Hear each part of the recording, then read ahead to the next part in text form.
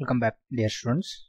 Today we are going to discuss about the remaining remaining elements of the transport protocol. Earlier we have discussed with addressing, connection establishment, connection release, and today we shall discuss about this control flow and buffering, and also we are going to discuss about the multiplexing. Why this control flow and how flow control will be managed in the transport layer and buffering, and also with that we are going to study about what is multiplexing and what are the types of multiplexing, why it is required. So in data link layer what happens is the sending side must buffer the outgoing frames, because sometimes what happens is when we talk about data link layer we are sending the frames. Similarly with respect to this transport layer and network layer we will be sending the packets.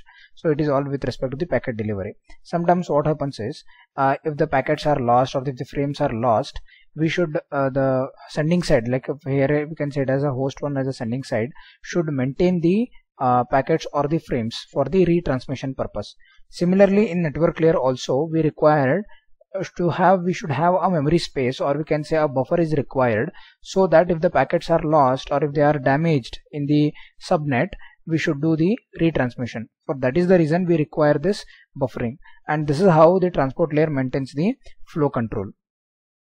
Now coming back to the case of transport layer, so in transport layer what happens is whenever host 1 wants to communicate with host 2, connection establishment will take place, and then acknowledgement will start arriving, and then three-way handshake and so on, and then the actual data transmission will occur. But the reason here is we may assume like host 2 is not required to maintain a buffer. Buffer is nothing but a memory space, we can say. But only we can highlight on the host 1 that, or the sender part, that it should maintain a buffer. Host 2 already knows that unless and until the acknowledgement reaches to host 1, host 1 is always going to maintain the buffer space. Buffer is like, you can say, a memory space, okay, where all the TPDUs, the transmission protocol data unit that is being sent from the sender, has to be stored in the buffer space. And host 2 already knows that until and unless the acknowledgement are reached towards the source machine, they will be buffered. That, like for example, these are the, you can say, packets. So these TPDU packets will be stored in the host 1. So what the point we are going to study is, in the receiver side we should not require a specific or a dedicated buffer space for each connection. Like they are different processes, and for each processes we need to have a different connection establishment should be carried out. Since the host 1 is maintaining a buffer and for all the TPDUs that is being sent, host 2 need not require any particular dedicated buffer space for each of the individual connections. The bottom line here is host 2 will, or the receiver will, maintain only one buffer for all the TPDUs irrespective of the connection, whether it is connection is being done from this process or this process and so on. It will maintain only one.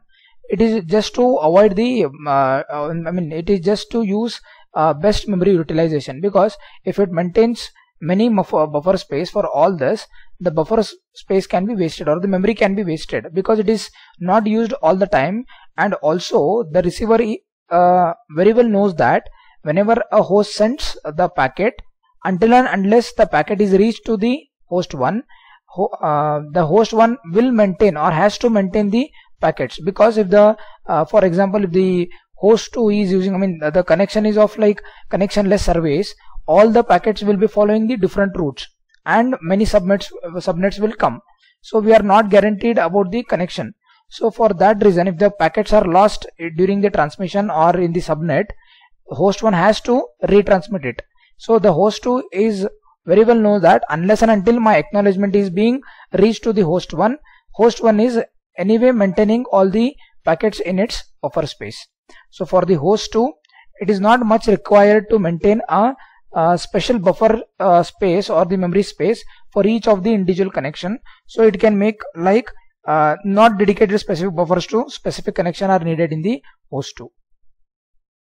So from the notes, if you talk, so the same point here, if the subnet provides datagram service, the sending transport entity must also buffer, and for the same reason. If the receiver knows that the sender buffers all the TPDUs, that means if the source machine is maintaining all the buffers until they are acknowledged, this is very much important, the receiver may or may not dedicate specific buffers to specific connection as it sees fit. the receiver may, for example, maintain a single buffer pool. So for all this, it can maintain what? A single buffer pool shared by the all the connection. So this is how it works out. So at the when a TPDU comes in, I mean if the TPDU, the transmission protocol data unit, comes towards the destination, an attempt is made dynamically to acquire a new buffer. If one is available, that means if the memory space is available, the TPDU is accepted. So otherwise it is discarded. You may think like why it can be discarded? Because since the sender is prepared to retransmit the TPDUs lost by the subnet, even if the TPDUs are lost, no need to maintain at the receiver side as the duplicate, because many duplicates will occur and we are not utilizing the memory properly. Anyway, if the packets are lost in the transmission, the sender will be anyway maintaining all the TPDUs, okay, lost by the subnet. So it is maintaining for the retransmission purpose. So no need to maintain at the receiving side. If most TPDUs are nearly the same size, it is natural to organize the buffer as a pool of identically sized buffers. So if the TPDUs are all almost of the same type, then we can start with the first type of this chained fixed size buffers. We can use it. This we'll discuss now with an example. So in this diagram, we can see that there are different approaches that we can use in the buffering. Like assume like we have got a total 20 KB of memory, okay, and how we can split it is, first one is the chained fixed size buffers. Like if you already know that the TPDUs are of the same size, I mean almost of the same size, then we can go for this chained fixed size buffers. Otherwise we can think of changed variable size buffers, or only one buffer space we can use. This you can relate something related to like operating system that we have studied, like we have studied with respect to best fit, worst fit, and so on. So similar kind of memory technique can be utilized here. So if the TPDUs are almost of the same size, okay, so what we can do is here one TPDU per connection, or you can say if most TPDUs are nearly the same size, it is natural to organize the buffers as a pool of identically sized buffers. So if they are of the same size, identical size buffers, we can use it. So in this example, 20 KB total memory we have, and how we are divided is like 2 KB. If suppose like each data unit or data packet is of 2 KB, and we can, so that we can divide this entire memory into 2 KB of each, so that whenever one packet comes it, that will be stored in this particular buffer. So when another comes, that will be stored in this. But the problem here is, if a packet with 4 KB comes, okay, so that cannot be stored directly. That has to be distributed 2 KB in this buffer and 2 KB in this buffer. So if you observe this we can say that unused space is here. Or if the packet with 1 KB comes in, some memory will be lost. So to overcome this, we have one more approach, that is the changed variable sized buffers. This can be also used. So in this, again the same 20 KB can be divided like one with 2 KB, another with 4 KB and 6 KB and so on. So again in this also, if the memory size is more than the, I mean if the packets are not of identical size, like the packets are coming like one packet with 2 KB, another packet with 4 KB and 6 KB, 8 KB and so on, that we can treat based on the buffer size. Like for example here, if a 4 KB packets come, instead of storing it in here, okay, we can store it in this, sorry for this, instead of storing that packet here, anyway this 4 KB is available, so we can store it in this particular buffer size. But here also it has some drawback. For example, sometimes we may get a packet, say something of 8 KB or something 10 KB, but the maximum size here is 6 KB. Again we have to use two tools. Like for example, a packet with 10 KB comes, some data we have to divide the packet, something we have to store it in here, and some part we have to store it in here.